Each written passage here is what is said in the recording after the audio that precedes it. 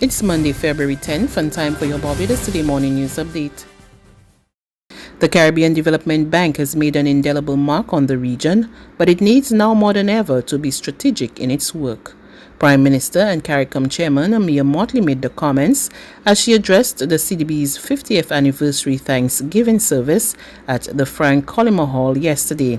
She told the gathering the CDB has made great progress across education, water infrastructure, healthcare and physical infrastructure, but the time had come for the institution to double down and be strategic in its goals.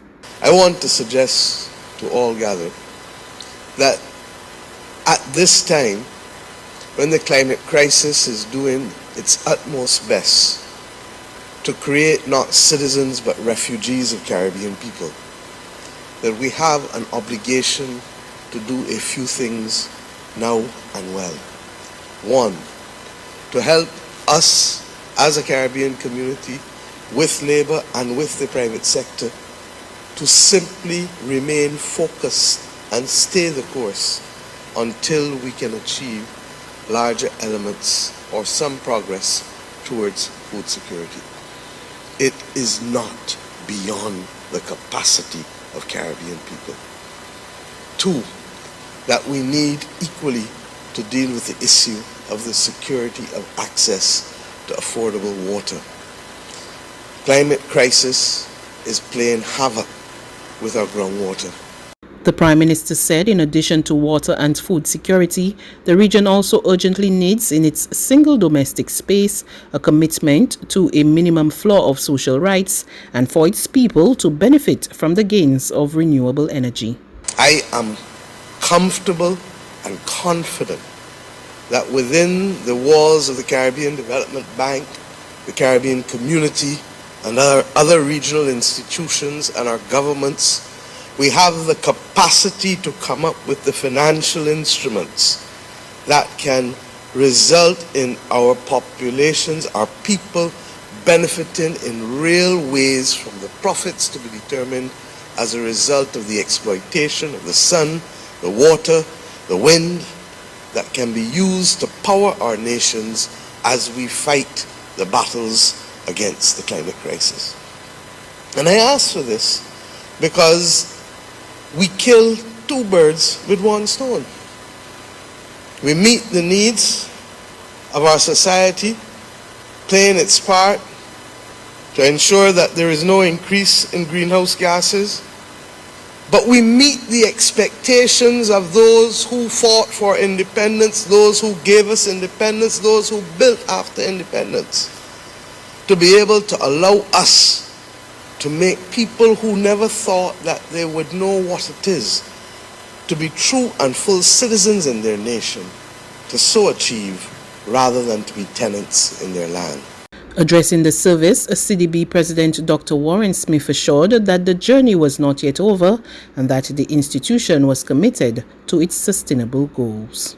Our Caribbean region continues to face immense pressures in realizing our legitimate development aspirations. An uncomfortable truth is that approximately 1 in 5 persons in our region still live in poverty.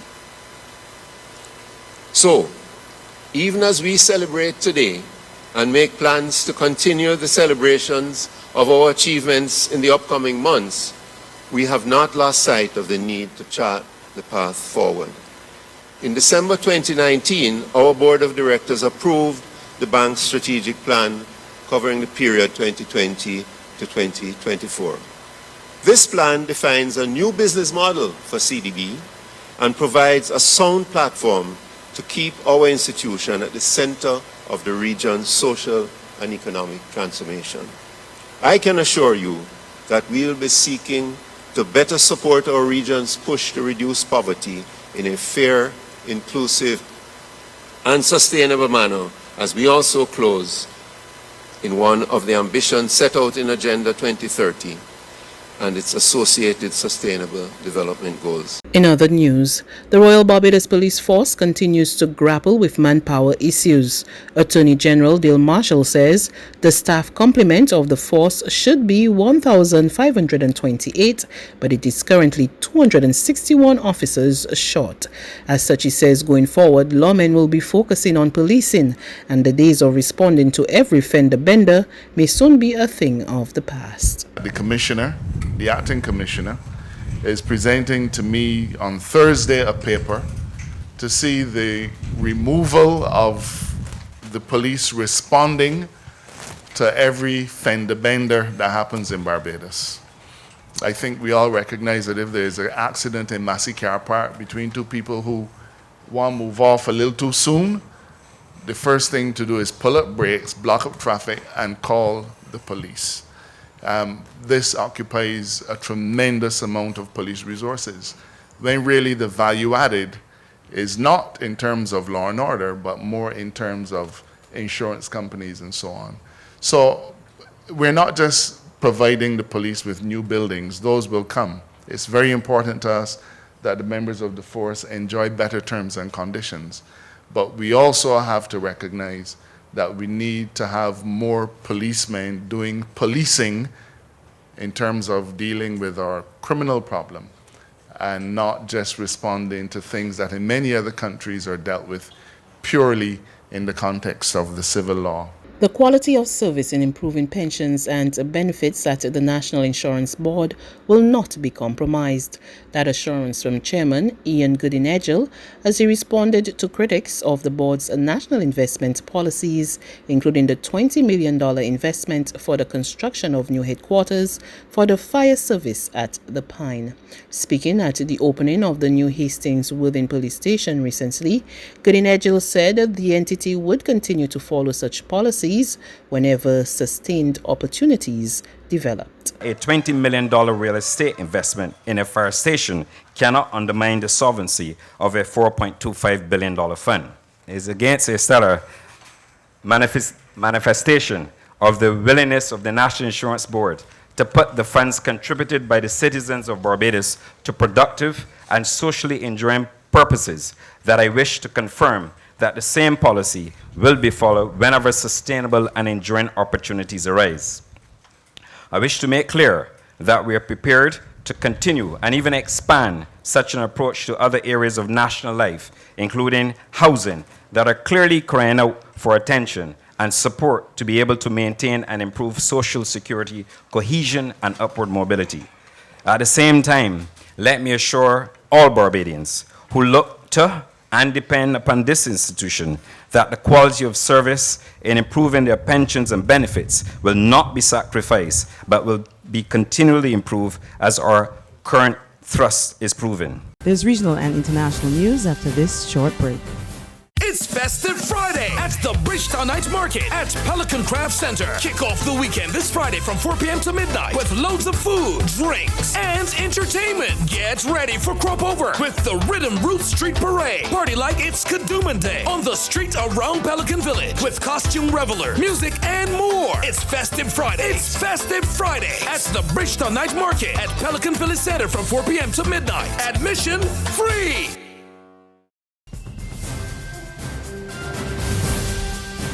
We continue with news from our regional neighbors. In Bermuda, the government's plan for healthcare reform is not sitting well with some in that sector. We get more in this report from Bermuda Broadcasting. There are stakeholders involved in this decision that have not been consulted. We haven't had a say. There is no issue more universal than healthcare. At some point, we all need it.